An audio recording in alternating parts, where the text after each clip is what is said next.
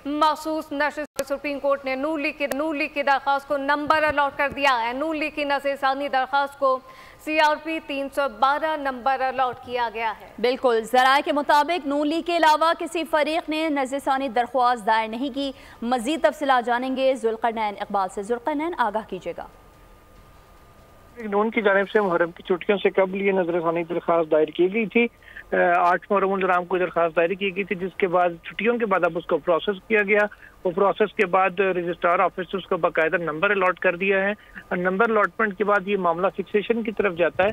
लेकिन क्योंकि अभी ऐलान तो काफी सारे फ्री कैन की जानिब से किया गया, लेकिन नजरसानी दरख्वास्त अभी तक सिर्फ और सिर्फ मुस्लिम लीग नून की जानिब से दायर हुई है, तो इसलिए अभी फौरी तौर पर इसके मुकर्रर होने का कोई इम्कान नहीं है।